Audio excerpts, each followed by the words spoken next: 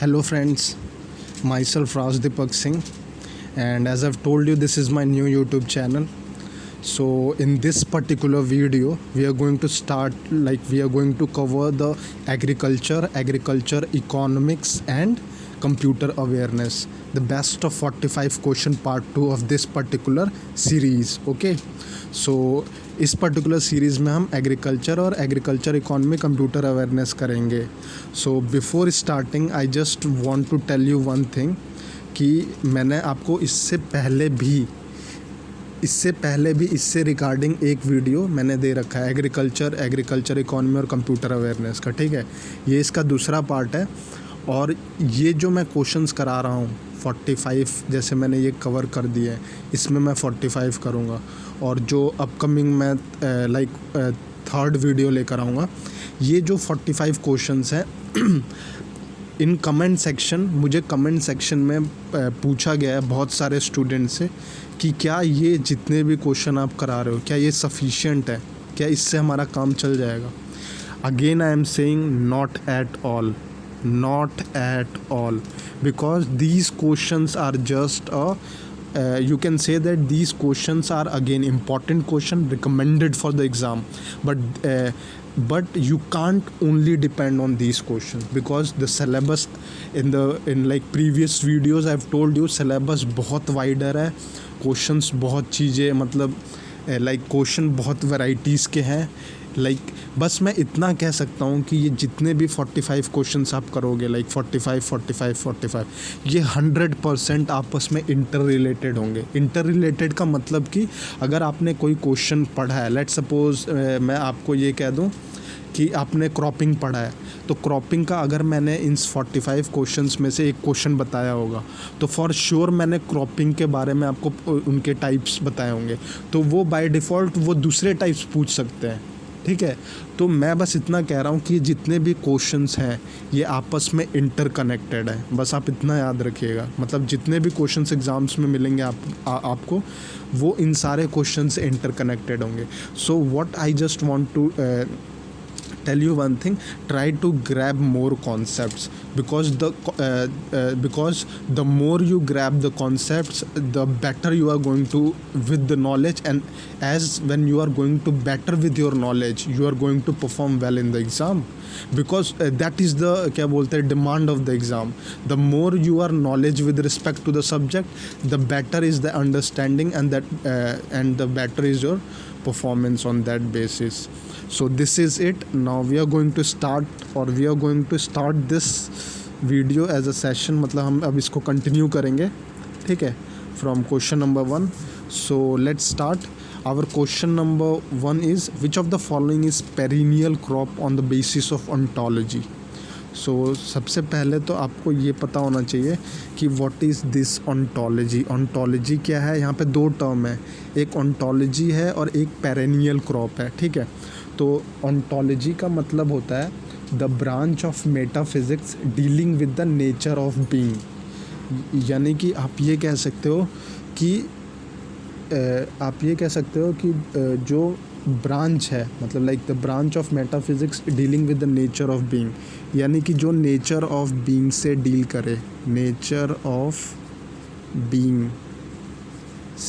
करे, ओके. मैं आपको इसका एक और चीज़ बताता हूँ, concerns claim about the nature of being and existence, कि मतलब जो भी प्राकृतिक में चीज़ें हैं, ओके, और जो भी एग्जिस्टेंस है जो भी नेचुरल थिंग है उनके एग्जिस्टेंस को क्लेम करके जितने भी नेचुरल चीज़ हैं उनका होना उनकी एग्जिस्टेंस को उनकी एग्जिस्टेंस को बताना ही ये ऑन्टोलॉजी कहलाता है. ठीक है, और पेरेनियल क्रॉप्स क्या होता है, तो perennial crops is the cultivation of crop species that live longer than 2 years without the need for replanting each year. After harvest they automatically grow back. इसका मतलब कि एक सेकेंड, इसका मतलब कि ये हो जाएगा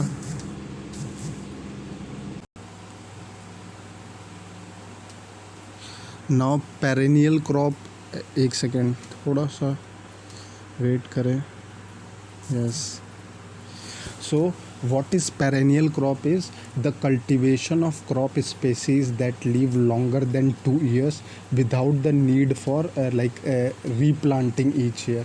यानी कि आफ्टर हार्वेस्टिंग दे ऑटोमेटिकली ग्रो बैक, मतलब कि वो ऐसे क्रॉप जिसको जब आप उसकी कटाई कर दो, मतलब आप उसको जब कल्टीवेट कर दो, काट दो, तो वो बेसिकली वापस से मतलब कि वो उगने लगें, ठीक है। तो उससे हम पेरिनियल क्रॉप कहते हैं। पेरिनियल क्रॉप का मतलब ये है कि लेट्स सपोज आपके कई सारे ऐसे क्रॉप्स होते हैं जिनको आप काटोगे, मतलब तो ऐसा नहीं है कि वो फसल बर्बाद हो जाएगी, ठीक है। वो फसल नहीं बर्बाद होगी, वो क्रॉप फिर से क्या बोलते हैं, ग्रो करेंगे। तो those crops, that type of crops are known as perennial crop, ठीक है। इसका सबसे अच्छा एग्जांपल है कोकोनट। कोकोनट ट्री मतलब एक ऐसा मतलब वो है ट्री है, अगर आप इसको कट भी करोगे ना तो ये वापस से क्या बोलते हैं, ग्रो करने लगेगा। यहाँ पे देखो आप, perennial crops are crops that unlike annual crops do not need to be replanted each year, ठीक है। मतलब कि इसको हमें रीप्लांट करने की ज़रूरत नहीं है हर साल। आफ्टर हार्वेस्ट, यानी कि कटाई करने के बाद, आफ्टर हार्वेस्ट दे ऑटोमेटिकली ग्रो बैक्स, ठीक है। यानी कि हार्वेस्टिंग करने के बाद, हार्वेस्टिंग मतलब होता है कि फसल का काटना, फसल को काटने के बाद क्या बोलते हैं, आफ्टर हार्वेस्टिंग दे ऑटोमेटिकली ग्रो बैक्स, यानी वो वापस से ग्रो करने लगते हैं। लेट सपोज ये हमारा कोकोनट है, और अगर आप मान लो ये कोकोनट आपको लग रहा है कि हमें क्या बोलते हैं फिर से इसको उगाना है, तो अगर आप इसकी कटिंग यहाँ से कर देते हो, या फिर यहाँ से कर देते हो, या फिर यहाँ से कर देते हो, तो ऐसा नहीं है कि ये फसल क्या हो जाएगा, वो हो जाएगा जो भी आप कह सकते हो डिसमेंटल या बर्बाद हो जाएगा। Not at all this. ये जो है, अगर आप यहाँ से काटते हो तो ये वापस से ग्रो करेगा, अगर आप यहाँ से काटते हो तो ये यहाँ से ग्रो करेगा, और यहाँ से काटते हो तो ये यहाँ से ग्रो करेगा। So these type of crops are called as perennial crops, okay. और this is it. Now move to the next question. Next question is what is the optimum soil pH for guava cultivation? Guava cultivation का मैंने cultivation मतलब होता है कि खेती करना, ठीक है। कल्टिवेशन मतलब होता है खेती करना। तो गुआवा की जो खेती है, गुआवा मतलब अमरूद, तो उसका सॉइल का पीएच कितना होता है, what is the optimum soil pH for guava cultivation, यानी कि जो मिट्टी हमें गुआवा यानी अमरूद जो होते हैं उनको उनकी खेती के लिए हमें जो मिट्टी होती है, जो भी मिट्टी में हम इसको मतलब ग्रो करते हैं, उस मिट्टी की सॉइल की पीएच का रेंज क्या है, ये हमें बताना है। ये देखो बहुत डीप क्वेश्चन पूछा है कि उस मिट्टी के सॉइल का पीएच का रेंज बताना है हमें। तो उस मिट्टी के सॉइल के पीएच का रेंज होता है 4.5 से 7.5।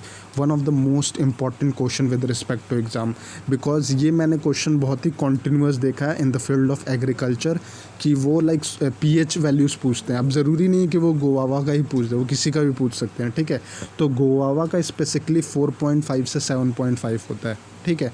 और 4.5 से 7.5 अगर आप रेक्टर स्केल में देखोगे तो ये क्या बोलते हैं, एसिडिक का तो most of the part cover कर रहा है, लेकिन 7 से 7.5 में ये कुछ पार्ट बेसिक का भी कवर कर रहा है, ठीक है। तो पीएच वैल्यू क्या है, 4.5 से 7.5। Now move to the next question. Papaya introduced in India in which of the following century? जो पपाया है उसको हमने मतलब किस सेंचुरी में इंट्रोड्यूस किया गया था? तो ये 16th सेंचुरी था। It was introduced to India during the early part of 16th century from Philippines से through Malaysia and has only one species of papaya namely C papaya. तो ये 16th सेंचुरी में इंट्रोड्यूस किया गया था, ठीक है।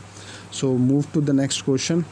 Under Pradhan Mantri Fasal Bima Yojana there will be a uniform premium of only dash to be paid by farmers for all kharif crops. One of the most important question, and look, ये question जितना मुझे याद है, ये क्वेश्चन मुझे अगेन जो प्रीवियस मैंने means दिए हैं उसमें से ये क्वेश्चन पूछा गया था, और ये खरीफ के लिए पूछा गया था। वैसे तो ये 3 चीज़ों के लिए पूछता है, मैं आपको बताऊंगा किस किस चीज़ के लिए मतलब ज़्यादा एग्ज़ाम में पूछता है। लेकिन सबसे पहले बिफोर दैट मैं आपको ये बताना चाहूँगा कि व्हाट इज़ प्रधानमंत्री फसल बीमा योजना, व्हाट इज़ PMFBY, ठीक है, प्रधानमंत्री फसल बीमा योजना।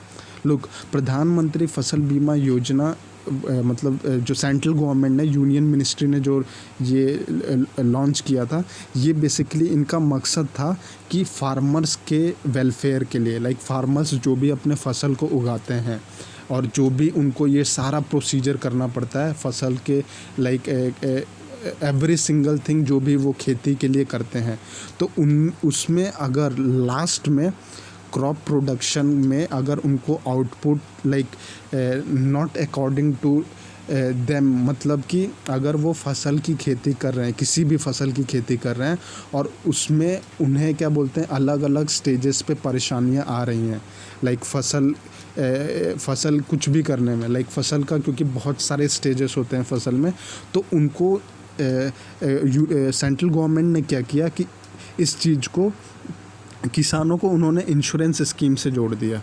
तो इंश्योरेंस स्कीम से जोड़ने से क्या हो जाएगा कि अगर किसान को कोई भी लाइक नुकसान होता है, लाइक क्रॉप प्रोडक्शन में नुकसान हो, या फिर अगर उन्हें कोई भी like with respect to weather condition, with respect to their soil condition, with respect to आप कह सकते हो इरिगेशन अगर सिंचाई में उन्हें कोई दिक्कत हो, या फिर आप कह सकते हो कि उनके फर्टिलाइज़र्स में कोई दिक्कत हो, या फिर आप कह सकते हो कि जो भी वो डिफरेंट टाइप से एडिटिव चीज़ें यूज़ करते हैं अपने क्रॉप्स को उगाने के लिए, अगर वो क्या बोलते हैं उन्हें सक्सेसफुल आउटपुट नहीं मिल पा रहा है, मतलब उतना नहीं मिल पा रहा है और उनकी फसल बर्बाद हो जा रही है, तो उस बर्बादी से को कोप करने के लिए, यानी उस बर्बादी से बचाने के लिए प्रधानमंत्री फसल बीमा योजना यानी एक इंश्योरेंस स्कीम है, जिससे ये इंश्योर करते हैं कि फार्मर्स को कोई दिक्कत ना हो, ठीक है। अब ये तो मैंने आपको PMFBY के बारे में बताया पूरा। अब ये PMFBY में इसमें पूछा है कि under Pradhan Mantri Fasal Bima Yojana there will be a uniform premium of only, इस केस में 2% to be paid by farmers for all kharif crops, ठीक है। इसका मतलब कि खरीफ क्रॉप्स के लिए, लुक अभी तो पहले तो मैं आपको इसमें 3 वैरायटीज़ बता देता हूँ। एक खरीफ क्रॉप के लिए पूछते हैं, एक रबी क्रॉप्स के लिए पूछा जाता है, ठीक है, एक रबी, और एक हॉर्टिकल्चर के लिए पूछा जाता है, हॉर्टिकल्चर, ठीक है। तो सबसे पहले तो जो खरीफ क्रॉप्स में जो फार्मर्स को लाइक जो प्रीमियम पे करना पड़ेगा इस इंश्योरेंस स्कीम को लेने के लिए, वो फार्मर्स के साइड से खरीफ क्रॉप्स के लिए 2% है, ठीक है, रबी क्रॉप्स के लिए 1.5% है और हॉर्टिकल्चर के लिए 5% है। Remember this is one of the most important data I am giving you. ये फॉर श्योर ये 100% ये आपको एग्ज़ाम्स में मिल सकता है, बिकॉज ये क्या बोलते हैं, ये आपको ये परसेंट ज़रूर पूछ सकता है, ठीक है। ये डाटा रिलेटेड क्वेश्चन है, सो ये आपको फॉर श्योर एग्ज़ाम में पूछ सकते हैं, ठीक है। तो इसका मतलब ये है कि farmers have to pay as a premium for insurance, यानी इंश्योरेंस को पाने के लिए फार्मर्स को खरीफ क्रॉप्स के लिए 2% देना पड़ता है, रबी क्रॉप्स के लिए 1.5% देना पड़ता है, और हॉर्टिकल्चर जो हमारा लाइक गार्डनिंग वाला होता है, ठीक है, उसके लिए 5% देना पड़ता है, ठीक है। So this is regarding this question. This additional thing I have told you of horticulture, one of the most important, like you can say that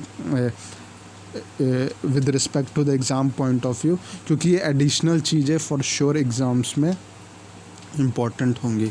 now move to the next question. Our next question is Totapuri variety of mango of which state. Totapuri किस variety मतलब किस state का mango है, तो ये कर्नाटका का है, ठीक है, बेंगलुरु का है, Karnataka. Totapuri are medium to large sized grown mostly in Karnataka. कहाँ पे सबसे ज़्यादा होता है, कर्नाटका, बेंगलोर में होता है, ठीक है। कर्नाटका की कैपिटल क्या है, बेंगलोर है। और ये टोटापरी वैरायटी है। लाइक मैंगोज़ में आपने देखा होगा कि उत्तर प्रदेश में बहुत सारे वैरायटीज़ होते हैं मैंगोज़ के, तो आपसे लाइक वैरायटीज़ पूछ देगा। ये बहुत ही आप कह सकते हो कि वो है क्या बोलते हैं मोस्ट ज़्यादा बार पूछे जाने वाला ये वैरायटी है। लाइक एग्ज़ाम्स में बहुत ही रिकमेंडेड है, बहुत बार ही पूछ देते हैं ये टोटापरी वैरायटी मैंगो का कौन से स्टेट से है, तो ये कर्नाटका से है। ठीक है, move to the next question. Now integrated scheme for agriculture marketing was launched in which year. ठीक है, integrated scheme for agriculture marketing was launched in which year, 2001 में था। ठीक है, तो इससे रिलेटेड ये है कि government of India has launched ग्रामीण भंडारण योजना 2001 में उन्होंने लॉन्च किया था। ठीक है, the scheme has been subsumed into capital investment subsidy sub scheme agriculture marketing infrastructure of integrated scheme for agriculture marketing scheme. तो बेसिकली इसमें तो डायरेक्ट आपसे पूछा हुआ है कि जो integrated scheme for agriculture marketing है उसको किस ईयर में लॉन्च किया गया था, तो इसको 2001 में लॉन्च किया गया था। ठीक है, 2001 में। डायरेक्ट क्वेश्चन है, आपको बस ऐसे याद कर लेना है। ठीक है, now move to the next question. Our next question is which government has launch zero budget natural farming project. Most important question, most important question according to me. इसमें पूछा है कि जो ZBNF प्रोजेक्ट है, मतलब कौन सी गवर्नमेंट ने ये ZBNF प्रोजेक्ट को लॉन्च किया गया था। तो सबसे पहले तो मैं आपको ZBNF प्रोजेक्ट बता देता हूँ कि ये ZBNF प्रोजेक्ट क्या है। ZBNF का जो आपको फुल फॉर्म है वो क्या है, ज़ीरो बजट नेचुरल फार्मिंग। अब ज़ीरो बजट नेचुरल फार्मिंग क्या होता है कि इसका जो एक्चुअल में है, तो सबसे पहले तो ये वाला जो प्रोजेक्ट है ये हिमाचल प्रदेश की गवर्नमेंट ने लॉन्च किया है। ठीक है, लॉन्च किया है। हिमाचल प्रदेश की जो कैपिटल है वो आपकी शिमला है। ठीक है, और यहाँ के जो चीफ मिनिस्टर हैं वो जयराम ठाकुर हैं, जयराम ठाकुर। ठीक है, ये हिमाचल प्रदेश के बारे में। ठीक है, अब ये ZBNF जो है ये स्कीम है क्या एक्चुअली में, तो ये बेसिकली क्या करती है scheme, it reduces farming expenses. जो फार्मिंग में एक्सपेंसेस होते हैं यानी जो भी खर्चा होता है उसको घटाती है और promotes the use of natural fertiliser. और किसको प्रमोट करती है, जो नेचुरल फर्टिलाइज़र्स होते हैं, जो हमारे नेचुरल खाद होते हैं, प्राकृतिक खाद या फिर जो लोकल सीड्स होते हैं उनको प्रमोट करती है। ठीक है, it uses biological pesticides, it uses biological pesticide, you can say that, to crop protection farmers can use low cow dungs वगैरह। तो इसको मैं आपको एक उसमें बता देता हूँ। ज़ीरो बजट नेचुरल फार्मिंग में क्या होता है बेसिकली कि वह फार्मिंग जो हम पूरी तरह से नेचुरली करें। ठीक है, every single thing we are going to use in this particular farming is based on natural farming. और इसमें जो फार्मर्स का जो खर्चा हो वो आप कह सकते हो कि उनके खर्चे को कम किया जाता है, मतलब कि ज़्यादा वो कॉस्ट नहीं उसको इम्प्लीमेंट करते हैं या फिर ज़्यादा कॉस्ट नहीं लगाते हैं इस फार्मिंग में। ठीक है, इस टाइप के फार्मिंग में फार्मर्स का पैसा ज़्यादा नहीं लगता है। क्यों, क्योंकि वो टोटली डिपेंड होते हैं किस पे, नेचर पे। अब नेचुरल कैसे होगा आप ये सोच रहे होगे। लेट सपोज़ कोई भी एक खेती है। ठीक है, तो इस खेती के लिए सबसे पहले हमें क्या चाहिए होता है, अगर ये सॉइल है तो हमें इसको उपजाऊ करने के लिए हमें क्या चाहिए होता है कि हम सॉइल को उपजाऊ करेंगे। तो ये क्या करते हैं, ये फार्मर ये बेसिकली ये यूज़ करते हैं fertilisers, cow dung as a fertiliser use करते हैं, या फिर आप कह सकते हैं यूरिन यूज़ करते हैं, यूरिन यस, या फिर ह्यूमन एक्सक्रेटा यूज़ करते हैं, ह्यूमन एक्सक्रेटा। ठीक है, ह्यूमन एक्सक्रेटा फॉर द ये जो सॉइल है इसको उपजाऊ बनाने के लिए काऊ डंग का यूज़ किया जाता है, यूरिन्स का यूज़ किया, ह्यूमन एक्सक्रेटा का यूज़ किया जाता है। और लाइक ये आपका फिर जब सॉइल उपजाऊ हो जाता है फिर इसमें क्या बोलते हैं, जब क्रॉप्स लगाए जाते हैं। ठीक है, जब क्रॉप्स लगाए जाते हैं इसमें तो इन क्रॉप्स को उगाने के लिए फर्टिलाइज़र्स का यूज़ होता है। तो जब फर्टिलाइज़र्स भी हम नेचुरल यूज़ करते हैं, नेचुरल फर्टिलाइज़र्स, प्राकृतिक फर्टिलाइज़र, लाइक आप कह सकते हो कि जो डिफरेंट फर्टिलाइज़र्स होते हैं नेचुरल, तो जब हम उसका यूज़ करते हैं तो इस पूरे प्रोसेस को बेसिकली हम कहते हैं ZBNF प्रोसेस, ठीक है, ZBNF zero budget natural farming. And zero budget natural farming क्या करता है, it protects the soil from degradation and decrease the farmers investment. ये जो सॉइल है इसके उपजाऊ को लाइक इट प्रोटेक्ट्स द, यानी कि ये सॉइल की जो उपजाऊ है उसको बढ़ाता है, और उसको बढ़ाने के साथ साथ जो फार्मर्स का इन्वेस्टमेंट है कि जो वो क्या बोलते हैं एडिटिव चीज़ें यूज़ करते हैं इस सॉइल को उपजाऊ बनाने के लिए, वो ये घटाता है, ठीक है। तो एक तरह से ये हो गया कि ये फार्मर की इनकम को बचाता है, यानी फार्मर्स के पैसे को बचाता है, और जो एक्चुअल में जो नेचुरल चीज़ें चाहिए होती हैं किसी भी क्रॉप्स को उगाने के लिए वो इसमें यूज़ किया जाता है, ठीक है, ZBNF में। सो ये स्कीम जो लॉन्च की गई है ये हिमाचल प्रदेश की गवर्नमेंट ने लॉन्च किया है, one of the most important scheme, और इस स्कीम्स के बहुत ही बेनिफिट है और ये एग्ज़ाम्स में आने के चांसेस बहुत ज़्यादा है क्योंकि ये डायरेक्ट स्कीम है, लॉन्च की गई है और ये हिमाचल प्रदेश ने लॉन्च किया है, ठीक है। Now move to the next question. The jackfruit was declared as state fruit of which, मतलब स्टेट, तो ये बेसिकली केरला का होता है। जैक फ्रूट मतलब होता है कटहल का फल, तो कटहल का फल किस स्टेट से है, तो ये केरला का है, ठीक है। केरला की जो कैपिटल है वो तिरुवनंतपुरम है, और जो यहाँ के जो चीफ मिनिस्टर हैं उनका नाम है पिनारी विजयन, PINAR, पिनारी विजयन, VIJAYAN, ठीक है।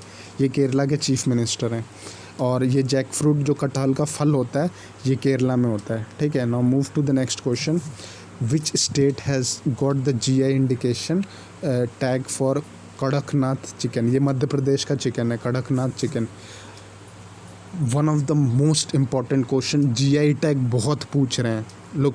पहले एग्ज़ाम्स में क्या होता था कि ये GI टैग ज़्यादा नहीं, मतलब उतना नहीं पूछा जाता, लेकिन रिसेंटली ये देखा गया है कि frequently in the upcoming exams like और द प्रीवियस हेल्ड एग्ज़ाम्स वो बहुत ही ज़्यादा एक क्वेश्चन मतलब इस पे इन्फेसाइज करते ही हैं GI टैग पे।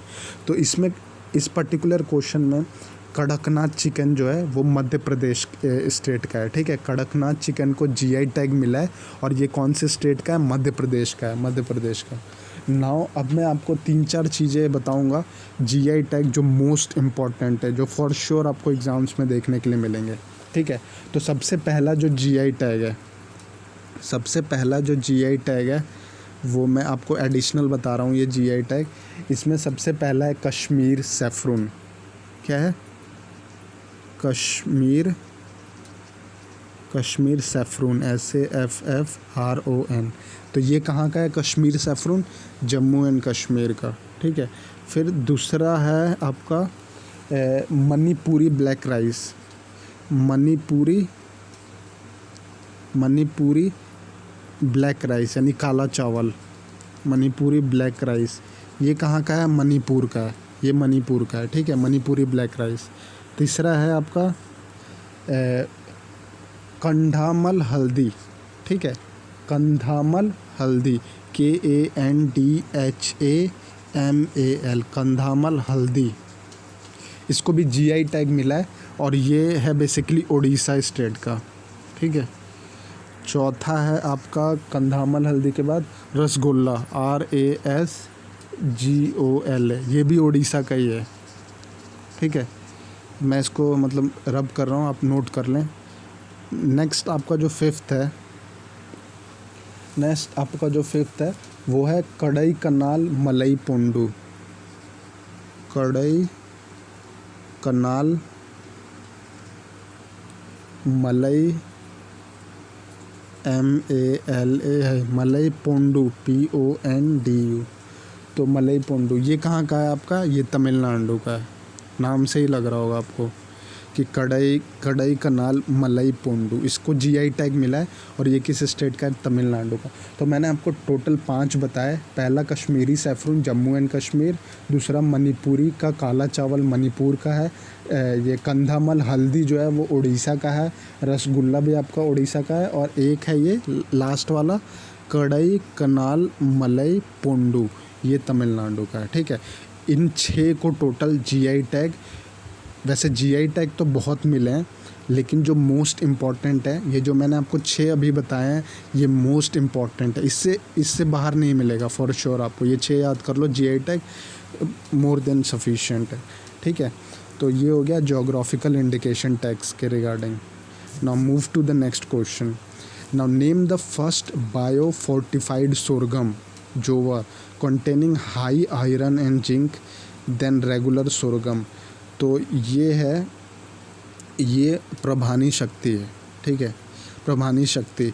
India's first bio fortified sorghum jowar with significantly higher iron and zinc than regular sorghum, Parbhani शक्ति, ठीक है। इसका नाम क्या है? Parbhani Shakti. Now move to the next question. Imaginary line that represent the equal rainfall termed as. Now ये बहुत इंपॉर्टेंट क्वेश्चन है, ये फॉर श्योर आपको एग्जाम्स में मिलते हैं। लुक, इस क्वेश्चन में सबसे पहले ये कीवर्ड्स आप देखो।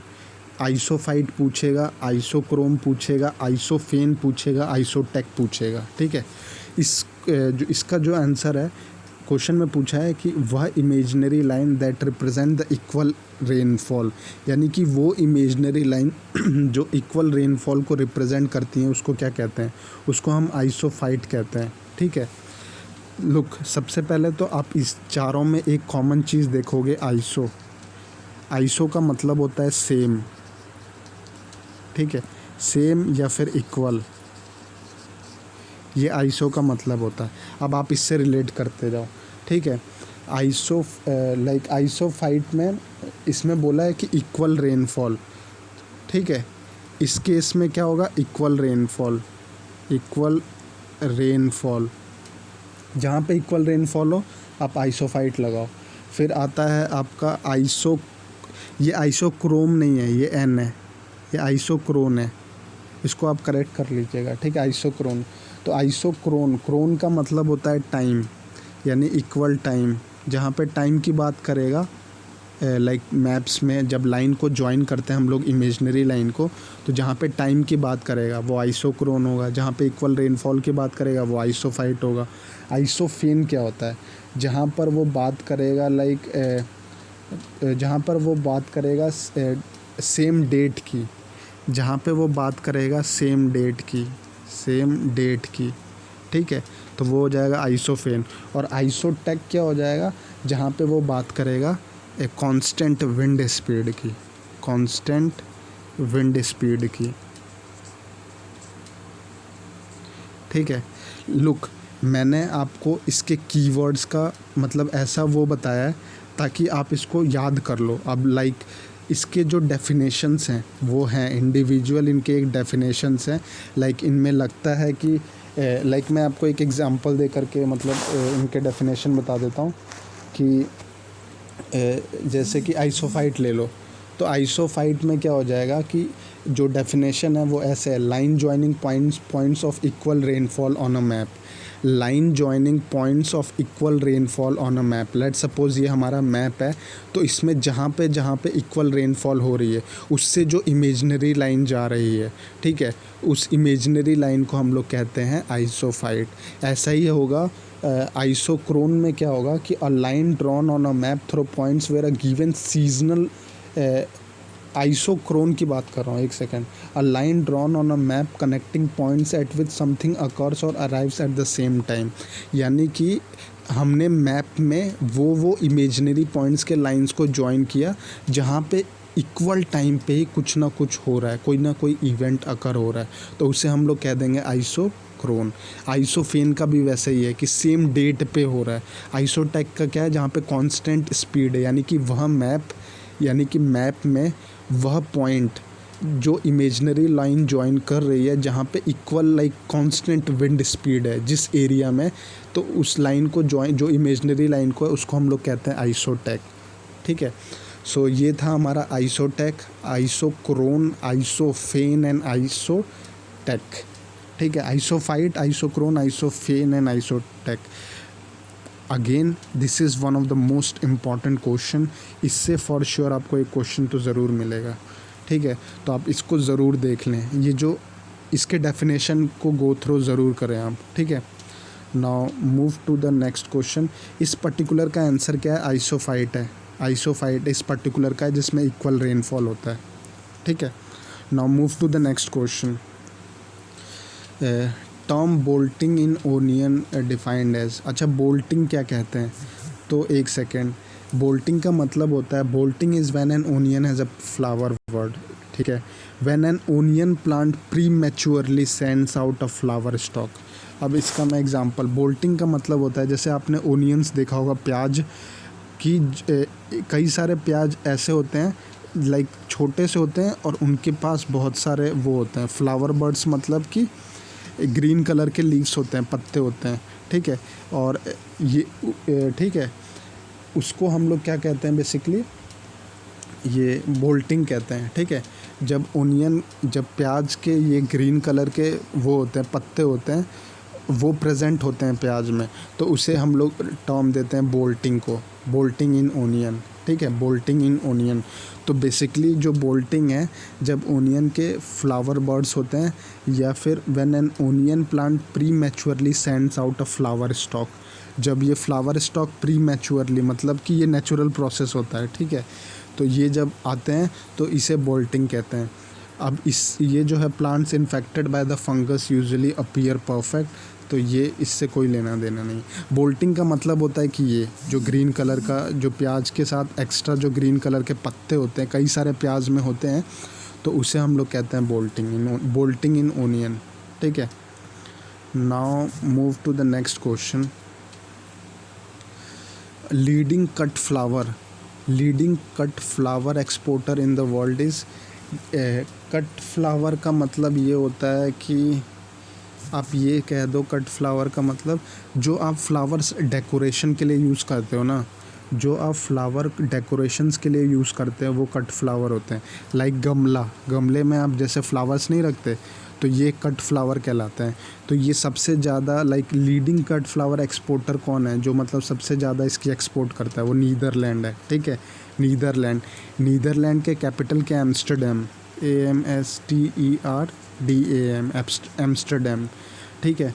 और ये कट फ्लावर का सबसे ज़्यादा एक्सपोर्ट ये नीदरलैंड कंट्रीज़ में होता है। नीदरलैंड एक यूरोपियन कंट्रीज़ है जिसका कैपिटल एम्स्टर्डम है, ठीक है। Now move to the next question. Which of the following variety of banana is used for chips making, यानी बनाना की कौन सी वैरायटी जो कि चिप्स में लाइक यूज़ होती है, ठीक है। Which of the following variety of banana is use for chips making, Nendran, ठीक है। Nendran is used in India to prepare this chips. तो नेंद्रन एक तरह से बनाना की वैरायटी है जो कि चिप्स के लिए यूज़ की जाती है, ठीक है। So again this is important. Now move to the next question. ये इम्पॉर्टेंट है, ये बहुत फ्रीक्वेंटली एग्ज़ाम्स में पूछा जाता है। इसमें आपको मैं एक एडिशनल इन्फॉर्मेशन भी दूंगा। तो इसमें जो क्वेश्चन है, इसमें बेसिकली ये पूछा गया है कि एक सेकेंड, इस क्वेश्चन में आपको ये पूछा गया है कि इन वीट यानी कि गेहूं की जो खेती होती है, production of foundation seeds needs an isolation distance of what, यानी कि इसको मैं लेट सपोज ये हमारा फील्ड है, ठीक है। अब हम इसमें गेहूं का वो कर रहे हैं, फसल उगा रहे हैं। तो इसमें पूछा है कि production of foundation seeds needs an isolation distance of what, यानी कि जब भी आप लेट सपोज ये हमारा सॉइल है, ठीक है। अब आप इसमें गेहूं की खेती करना चाहते हो इस खेत में, तो जो भी उसके आप बीज सीड को बोओगे, मतलब आप इस खेत में मान लो यहाँ पे पहला सीड बोया आपने बीज, तो दूसरा सीड या फिर इन जो सीड्स हैं ये सीड्स आपने बो दिए पूरे, ठीक है। ये पूरा आपने इस खेत में बो दिया। इसमें बोला है कि इनके बीच के क्या बोलते हैं डिस्टेंस कितने, मतलब कितने डिस्टेंस में हमें बोना चाहिए ताकि जो भी हमारा प्रोडक्शन हो वो मैक्सिमाइज़ करे, फसल हमारे वो ना हो, मतलब क्या रिक्वायरमेंट है, कितने रिक्वायरमेंट होता है डिस्टेंस पे ये बोना चाहिए। तो जो करेक्ट आंसर है वो 3 मीटर है, यानी कि हर एक सीड के बीच में 3 मीटर का डिस्टेंस होना चाहिए, ठीक है। So this is the production of foundation seeds needs an isolation distance of 3 metre, 3 metre का डिस्टेंस होना चाहिए, remember this. So this is it. Now move to the next question. Which fiber requires frost-free days to grow? तो इसमें आपको कौन सा fibre है जो फ्रॉस्ट फ्री डेज मतलब requires frost free days to grow. तो ये आपको कीवर्ड मिला है, एक फ्रॉस्ट फ्री डेज क्या होता है। सबसे पहले तो यही क्वेश्चन, क्योंकि जिसको ये पता होगा वो ये क्वेश्चन को काउंटर कर लेगा आराम से। तो देखो फ्रॉस्ट फ्री डेज क्या होता है। सबसे पहले तो आपको ये समझना पड़ेगा कि इसका डेफिनेशन ये है कि it refers to the number of days, यानी कि यह नंबर ऑफ डेज बिटवीन, इसको आप देखिएगा अच्छे से, number of days between first fall of spring, यानी कि फर्स्ट फॉल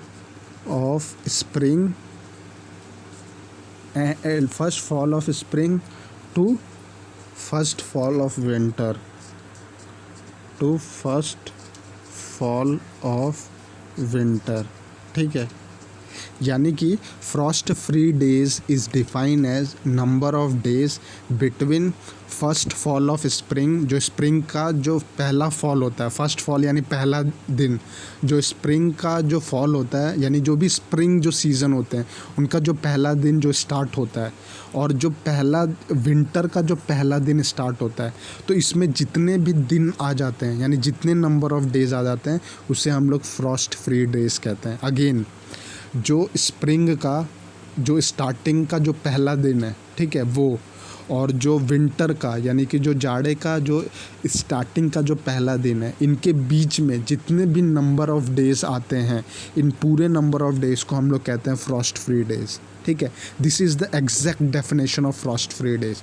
नाउ अब एक तो ये तो मैंने बता दिया, अब इसका रेंज क्या होता है। आप सोच रहे होगे कि मतलब इसमें कितने नंबर ऑफ डेज होते हैं। तो इसका जो रेंज होता है वो होता है 198 टू 206, अमूमन इतना दिन होता है, 206, 198 टू 206 डेज होता है। यानी इसके बीच में, हाँ, ये प्लस माइनस हो सकता है, प्लस ही होता है, मतलब ज़्यादा भी हो सकता है। ठीक है, 206 का 210 हो सकता है, 215 हो सकता है। तो ये बेस्ड ऑन लाइक आपका नेचुरल एनवायरनमेंट कंडीशन पे। लेकिन ये मैंने आपको बहुत ही एग्जैक्ट और बहुत प्रिसाइज डेफिनेशन बताई है, और इसका जो नंबर ऑफ डेज़ का जो रेंजेस है वो 198 टू 206 है। ठीक है, और ये एक्सीड करते हैं, अमूमन ये एक्सीड करते हैं। अब इस क्वेश्चन पे आइए आप। इस क्वेश्चन में पूछा है कि which fibre requires frost free days to grow, यानी कि कौन सा फाइबर जो इस मतलब है जो ये फ्रॉस्ट फ्री डेज को की रिक्वायरमेंट होती है अपने फसल को उगाने के लिए। तो फ्रॉस्ट फ्री डेज जो कि मैंने बताया, तो जो करेक्ट आंसर है वो कॉटन है। ठीक है, कॉटन। ठीक है, और यहाँ पे देखो क्या लिखा है, cotton needs about 210 Frost free days for its better growth, यानी कॉटन को कंप्लीट 210 दिन चाहिए होते हैं, 210 दिन चाहिए होते हैं अपने लाइक क्रॉप्स के जो भी इनका मतलब ग्रोथ है, ग्रोथ के लिए। ठीक है, या फिर आप कह सकते हो बेटर प्रोडक्शन के लिए कॉटन को 210 दिन चाहिए होते हैं। 210 फ्रॉस्ट फ्री डेज चाहिए होते हैं, 210 फ्रॉस्ट फ्री डेज चाहिए होते हैं कॉटन को for the like complete grow और better grow, you can say that. ठीक है, now move to the next question. Grapes are mainly produced in the state of, तो जो हमारे ग्रेप्स होते हैं, अंगूर, वो सबसे ज़्यादा कहाँ पे मतलब इनकी उपजाऊ हो जाती है। तो ये बेसिकली सबसे ज़्यादा ये जो होते हैं ये महाराष्ट्र में होते हैं। ठीक है, महाराष्ट्र में grapes are mainly produced in the states of Maharashtra, सबसे ज़्यादा महाराष्ट्र में होते हैं, और फिर कर्नाटका में भी होते हैं, तमिलनाडु में भी होते हैं, मिज़ोरम में भी, और आंध्र प्रदेश में भी। ठीक है, तो ये तो सिंपल सा क्वेश्चन है। लुक, इस क्वेश्चन में मैं आपको एक वैरायटी और दे सकता हूँ कि यहाँ पे ग्रेप्स पूछा है, यहाँ पे कुछ भी हो सकता है। आपसे पूछ देगा कि वीट की सबसे ज़्यादा लाइक कहाँ पे प्रोड्यूस्ड होता है, कौन से स्टेट में। वीट हो गया, राइस हो गया आपका, वीट राइस, या फिर आपका मेज हो गया, मेज़, या फिर आपका बाजरा हो गया, मिलेट्स पूछ देगा। तो ये अगेन आप पे डिपेंड करता है कि आप कितने मतलब चीज़ों को ग्रैब करते हो। मैंने बोला था आपको कि मैं वो क्वेश्चंस कराऊंगा जो आपस में इंटर रिलेट होंगे। अब इंटर रिलेट का मतलब ये है कि ग्रेप्स की जगह ये चेंज कर देगा कि वीट पूछ लेगा, राइस पूछ लेगा, मिलेट्स पूछ लेगा, आपसे पूछ लेगा, शुगर केन पूछ लेगा आपसे, ठीक है, डिफरेंट डिफरेंट फूड ग्रेन्स पूछ लेगा। सो जितना आप क्या बोलते हैं लाइक वो अवेयर रहोगे with respect to the static knowledge, उतना ही आपके लिए बेटरमेंट है। ठीक है, now move to the next question. 153rd question is the purpose of tillage is. Tillage का मतलब क्या होता है? सबसे पहले तो ये, क्योंकि टिलेज को अमूमन कहते हैं जुताई। टिलेज का जो हिंदी वर्ड होता है वो होता है जुताई। ठीक है, जुताई करना। अब जुताई किस चीज़ की करते हो आप? जो आपका लेट सपोज फील्ड है, सबसे जो बेसिक टर्म मतलब बेसिक चीज़ होता है कि कभी भी आप कोई भी खेती करते हो तो क्रॉप उगाने से पहले आप उस फील्ड की जुताई करते हो। ठीक है, जुताई, क्योंकि अगर आप जुताई नहीं करोगे तो वो चीज़ आप कह सकते हो कि उस सॉइल की लेवलिंग नहीं होगी। मतलब कि वो सॉइल का क्या बोलते हैं, एक तरह से उपयुक्त नहीं होगा जो भी आप क्रॉप फसल उगा रहे हो। तो उसके लिए पहले आप लेवलिंग ऑफ सॉइल करते हो। ठीक है, तो जुताई का जो सबसे पहला पर्पस होता है वो लेवलिंग ऑफ सॉइल होता है। ठीक है, लेवलिंग ऑफ सॉइल। फिर इरेडिकेशन ऑफ वीड्स, यानी कि इरेडिकेशन यानी कि उसमें से जो अनवांटेड चीज़ें होती हैं आप उसको हटाते हो। ठीक है, फिर लास्ट है soil clouds breaking and suppressing in soils. ठीक है, soil clouds breaking and suppressing in soil, यानी कि ये आप इसलिए करते हो ताकि जो यहाँ पे सॉइल है, इस लैंड में जो सॉइल है वो एक्चुअली में मतलब इतना वो हो जाए, मतलब फेवरेबल हो जाए। फेवरेबल मतलब कि इतना मतलब उपयुक्त हो जाए कि जो भी आप इसमें फिर क्रॉप्स बोओगे वो अपना मैक्सिमम प्रोडक्शन देगा। तो टिलेज का मतलब होता है जुताई, और ये बेसिकली जो इसका मेजर पर्सपेक्टिव होता है वो लेवलिंग ऑफ सॉइल के लिए यूज़ होता है। ठीक है, so this is regarding this question. Now move to the next question. 154 the red color of red soil is due to the presence of, again this is one of the most important। look, दो चीज़ें होते हैं, आप इसमें याद करना, इसमें याद रखना। मतलब एक red colour of red soil पूछा है, एक होता है yellow colour of yellow soil. ठीक है, yellow colour of yellow soil. दो चीज़ें आपसे फॉर श्योर पूछता है एग्ज़ाम्स में। एक पूछता है कि red colour of red soil और yellow colour of yellow soil. अब ये है क्या? यानी कि जो भी हमारे मिट्टी होती है, जो लाल मिट्टी होती है और जो पीली मिट्टी होती है, ये जो लाल मिट्टी और पीली मिट्टी का जो कलर होता है लाल और पीला, ये किसकी वजह से होता है? कौन सा ऐसा लाइक केमिकल सब्सटेंस है या फिर वो है केमिकल सब्सटेंस है जिसकी वजह से ये कलर मतलब हमें मिलता है मिट्टी में? तो इसका जो आंसर है वो है ऑक्साइड्स ऑफ आयरन और फेरस, FERR, फेरस, या आप कह सकते हो फेरिक। ठीक है, आयरन या फेरिक। तो लुक, एक आयरन ऑक्साइड होता है, एक आयरन ऑक्साइड्स होते हैं और एक फेरिक ऑक्साइड्स होते हैं। ठीक है, तो इन दोनों की वजह से हमारे मतलब जो रेड कलर ऑफ क्या बोलते हैं रेड सॉइल और yellow colour of yellow soil. ठीक है, oxides of iron and ferric oxide. ठीक है, so again this is one of the most important questions. ये अभी अमूमन ये क्वेश्चन मैंने लाइक रिव्यू में पढ़ा था कि ये RRB NTPC में पूछा गया था। RRB NTPC में कि जो लाल कलर होता है रेड सॉइल का वो किसकी वजह से होता है। तो ये क्वेश्चन RRB NTPC के जो अभी 6 फेजेस हुए थे तो इसमें बहुत सारे फेजेस में ये क्वेश्चन पूछा गया था। तो आप इस क्वेश्चन को ज़रूर याद रखें कि आयरन ऑक्साइड या फेरिक ऑक्साइड की वजह से होता है। Now move to the next question. What is the depth of ploughing for shallow rooted crops? ठीक है, what is the depth of ploughing? एक सेकेंड, तो इसका जो इसमें जो है एक तो इसमें क्वेश्चंस में पूछा है what is the depth of ploughing for shallow rooted crops. तो इसमें दो चीज़ें होती हैं, एक शैलो रूटेड होता है, एक डीप रूटेड होता है। क्या होता है? एक शैलो रूटेड क्रॉप्स होते हैं, एक डीप रूटेड क्रॉप्स होते हैं। ठीक है, तो जो शैलो रूटेड होता है आपका देखो, सबसे पहले तो आपको ये पता होना चाहिए कि प्लफिंग मतलब क्या होता है। प्लफिंग मतलब होता है जोताई, ठीक है, जोताई।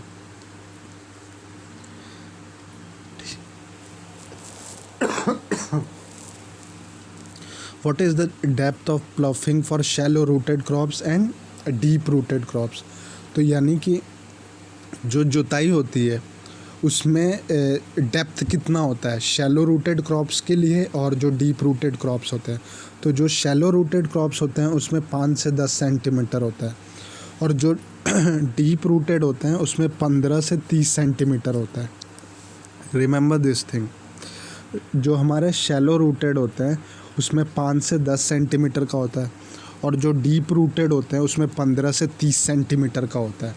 अब आप कह रहे हो, अब आप ये सोच रहे होगे कि शैलो रूटेड और डीप रूटेड क्रॉप्स होते क्या हैं। लुक, शैलो रूटेड्स वे मतलब शैलो रूटेड क्रॉप्स वह क्रॉप्स होते हैं, लाइक सपोज़ आपका ये ज़मीन है, ठीक है, तो शैलो रूटेड का मतलब ये होता है कि ज़्यादा अंदर तक ना जाएं, उसके मतलब जो जड़ें हैं, जो सीड्स हैं, उसको हम ज़्यादा अंदर तक ना जाएं। लाइक जब 5 से 10 सेंटीमीटर होगा तो वो शैलो रूटेड होंगे, और जब क्या बोलते हैं 15 से 30 होगा, जब 15 से 30 होगा तो क्या होंगे, डीप रूटेड होंगे। अब मैं आपको एग्जांपल दूंगा कि शैलो रूटेड में और डीप रूटेड में कौन कौन से क्रॉप्स उगाए जाते हैं। तो शैलो रूटेड का एक सबसे जो बर्निंग आप कह सकते हो, बहुत ही ज़्यादा जो होता है शैलो रूटेड, वो होता है ओनियन यानी प्याज, वाइट पोटैटो भी शैलो रूटेड होता है, और आपका हो गया रेडिश, ठीक है। जो रेडिश होते हैं, रेडिश आपके क्या होते हैं, शैलो रूटेड होते हैं, ठीक है। अब आ गया आपका डीप रूटेड, कौन कौन से होते हैं, तो कैरेट, गाजर, ठीक है, कैरेट आपके डीप रूटेड क्रॉप्स होते हैं। कुकुम्बर होता है आपका, कुकुम्बर, ठीक है। फिर नेक्स्ट आ जाएगा पीज़ होते हैं आपके, PEAS, पीज़, और एक और होता है पेपर, PEPPER, ठीक है। तो ये मैंने आपको बता दिया shallow rooted and deep rooted, इसके जो क्रॉप्स के लाइक जोताई के लिए कितने सेंटीमीटर तक जोताई की जाती है, ठीक है।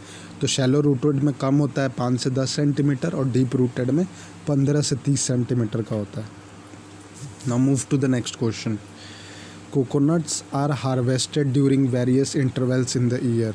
What is the economic life of the coconut palms? यानी कि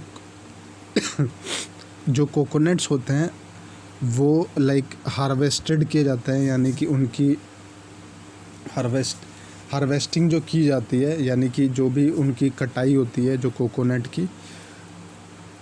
coconut are harvested during various intervals in the year. What is the economic life of the coconut palm? यानी कि एक्चुअल में जो कोकोनट की पाम की जो इकोनॉमिक लाइफ होती है, मतलब कितने साल तक उनकी लाइफ होती है, तो उसका जो करेक्ट आंसर है वो 60 ईयर्स, ठीक है, 60 year. Tall coconut palms have longer economic lifes than dwarf trees, typically about 60 to 80 years. तो इनकी जो लाइफ साइकिल होती है वो 60 साल की होती है, ठीक है, 60 ईयर्स की होती है कोकोनट की। Now move to the next question. Which of the following soil are found most extensively in India? So सबसे ज़्यादा इंडिया में, ये बहुत ही ये सिंपल क्वेश्चन है, ये टेंथ का क्वेश्चन है। Like which of the soil are, सबसे ज़्यादा एलुवियल होता है, एलुवियल सॉइल्स होते हैं जो सबसे ज़्यादा सबसे ज़्यादा परसेंटेज मतलब सॉइल्स ये होते हैं जो इंडिया में पाए जाते हैं। इसका मतलब कि इंडिया में जितने भी क्रॉप्स होते हैं, मतलब जितने भी मैक्सिमम क्रॉप्स होते हैं, आप कह सकते हो मैक्सिमम क्रॉप्स की खेती इसी एलुवियल सॉइल्स पे होती है, ठीक है, एलुवियल सॉइल पे होती है हमारी। That is the reason that these soils are found most extensively in India. Now move to the next question. So our next question is ये तो हो गया ना, हाँ, अब आ जाओ। The water use efficiency in drip irrigation can be as high as। तो सबसे पहले तो इसमें भी अगेन एक कीवर्ड है, ड्रिप इरिगेशन क्या होता है। लुक, ड्रिप इरिगेशन तो मैं इसमें कवर कर दूंगा, ठीक है। आपको कवर करना है ये टाइप्स ऑफ इरिगेशंस क्या होता है। मोस्ट इम्पॉर्टेंट टॉपिक है with respect to exam point of view, ठीक है। तो आप कोशिश करें कि ये टाइप्स ऑफ इरिगेशंस को कवर अप करें, क्योंकि इसमें बहुत टाइप के इरिगेशंस होते हैं, ठीक है। नाउ ड्रिप इरिगेशन क्या होता है? लुक, ड्रिप इरिगेशन में हम सबसे ज़्यादा वाटर का यूज़ करते हैं, 95% वाटर यूज़ होता है ड्रिप इरिगेशन में। सो ड्रिप इरिगेशन बेसिकली क्या होता है कि लेट सपोज़ ये हमारा क्या है, प्लफिंग फील्ड है, मतलब कि जो प्लफिंग फील्ड है जहाँ पे हम अपना क्या बोलते हैं, जुताई करते हैं, ठीक है, जहाँ पे हम अपना क्रॉप्स यूज़ करते हैं। तो जो ड्रिप इरिगेशन क्या होता है कि लेट सपोज़ हमारा ये पहला क्रॉप है, दूसरा, तीसरा, चौथा, ये सारे हमने क्रॉप्स लगा दिए, ठीक है, ये हमने क्रॉप लगा दिए। तो इरिगेशन का मतलब होता है कि सिंचाई करना, सिंचाई, ठीक है, सिंचाई। इरिगेशन मतलब होता है सिंचाई। तो इस क्रॉप को अब हमें ड्रिप इरिगेशन देना है, ठीक है। तो कैसे देंगे? तो ड्रिप इरिगेशन ये कहता है कि बेसिकली आप यहाँ पे पाइप्स लगा दीजिए, पाइप्स का यूज़ करके, डायरेक्ट पाइप्स का यूज़ करके। अब ये पाइप्स में क्या करते हैं कि कई सारे होल होते हैं, ठीक है, यहाँ पे होल, यहाँ पे होल, ये पानी देते हैं, ठीक है, ये पानी, ये क्रॉप्स को ऐसे पानी देंगे। आपने कई बार मतलब कई जगह खेतों में देखा होगा कि ऐसे पानी दिया जाता है। तो जहाँ पर भी आप ये चीज़ देखते होगे, इस टाइप की लाइक इरिगेशन हो रही है, सिंचाई हो रही है, तो आप समझ जाना कि वो ड्रिप इरिगेशन है, ठीक है। और ड्रिप इरिगेशन में 95% वाटर की एफिशिएंसी होती है, यानी कि the water use efficiency in drip irrigation is 95%। And this is again one of the most important question with respect to exam point of view, क्योंकि वो क्या बोलते हैं, ये क्वेश्चंस ज़रूर, इस टाइप के क्वेश्चंस वो ज़रूर पूछते हैं एग्ज़ाम्स में, ठीक है। तो इसमें आपको मैं एग्ज़ाम्पल दे दूं कि ये ड्रिप इरिगेशन किस किस चीज़ों में मतलब किया जाता है, ठीक है। तो ये बेसिकली ग्रेप्स में होता है, GRAPE, ग्रेप्स, बनानास, BANANAS, फिर आपका हो गया शुगर केन, गन्ने की खेती में भी की जाती है ये, फिर आपका टोमेटोज़, टमाटर में भी होता है, ठीक है, टमाटर, और कॉटन में भी होता है, कॉटन, ठीक है, और होता है मेज़, ठीक है, मेज़ में भी होता है, यानी कि मक्के की खेती में भी होता है। तो drip irrigation again one of the most important है मेरे अकॉर्डिंग, और आप इसके टाइप्स ऑफ इरिगेशन ज़रूर पढ़ें। Now move to the next question. So our next question is, which state union territory in India have maximum forest area out of total geographical area of the state or union territory? यानी ये पूछ रहा है, question को आप समझें, ये पूछ रहा है कि जो स्टेट की एरिया है, कोई भी स्टेट की जो एरिया है, उसमें जो मैक्सिमम फॉरेस्ट कवर, मतलब जो उतनी एरिया जो मैक्सिमम फॉरेस्ट कवर को मतलब कवर करे, यानी वह एरिया। तो इसका एग्जांपल है मिज़ोरम, मतलब इसका जो करेक्ट आंसर है वो मिज़ोरम है, ठीक है। यानी मिज़ोरम इंडिया में ऐसा स्टेट है जो रिप्रेजेंट करता है highest area under forest cover in terms of percentage of geographical area covering 85.41%। यानी कि अगर आप मिज़ोरम स्टेट में जाओगे, लेट सपोज ये मिज़ोरम है, तो ये इतना तो नॉर्मल क्या बोलते हैं आपके लोग रहते होंगे, लेकिन ये जो मैक्सिमम एरिया है 85.41, ये कवर करता है आपका क्या, फॉरेस्ट्री को कवर करता है, ठीक है, फॉरेस्ट कवर करता है, फॉरेस्ट को कवर करता है, यानी ये फॉरेस्ट एरिया हो गया 85.41%, और बाकी आपके सिटी एरियाज़ हो जाएंगे, ठीक है। तो ये कहाँ पर है, मिज़ोरम। मिज़ोरम की कैपिटल क्या है, Aizawl. Mizoram capital is Aizawl. Now most important question, this one is also पूछते हैं एग्ज़ाम में ऐसे, ये भी डाटा रिलेटेड ही है, ठीक है। Now move to the next question. So our 160th question is late blight of potato. Late blight मतलब क्या होता है, लेट ब्लाइट ऑफ पोटैटो, यानी कि लेट ब्लाइट मतलब क्या होता है। लेट ब्लाइट का मतलब होता है कि आपने देखा होगा जो आलू होते हैं उसमें कई बार होते हैं काले धब्बे लगे होते हैं, ठीक है, काले काले कलर के धब्बे लगे होते हैं अलग अलग जगह आलू में, तो आप कहते हो कि ख़राब आलू है, तो उसी को कहते हैं लेट ब्लाइट। तो लेट ब्लाइट ऑफ पोटैटो ये किस वजह से होता है, तो ये केमिस्ट्री का क्वेश्चन है, ठीक है, ये केमिस्ट्री का क्वेश्चन है, मैं फिर बोल रहा हूँ, ये केमिस्ट्री का क्वेश्चन है। उसका नाम है फाइटोफेथोरा इन्फेस्टेंस, ठीक है, फाइटोफेथोरा इन्फेस्टेंस नाम है। Late blight is caused by oomycete phytophthora infestans. ये आपको डायरेक्ट याद ही करना पड़ेगा नाम, कि जो ये लेट ब्लाइट होता है ये इसकी वजह से होता है, ओमाइसीटी फाइटोफेथोरा इन्फेस्टेंस, ठीक है। Now move to the next question. So our next question is Panama disease is related to which crop. जो पनामा डिजीज़ है वो किस क्रॉप से रिलेटेड है? तो पनामा डिजीज़ बेसिकली बनानास में होते हैं, ठीक है। Panama disease is related to banana crops. Now move to the next question. Pink ball worm is a pest of. Pest क्या होता है? पेस्ट, एक सेकेंड, ये किसका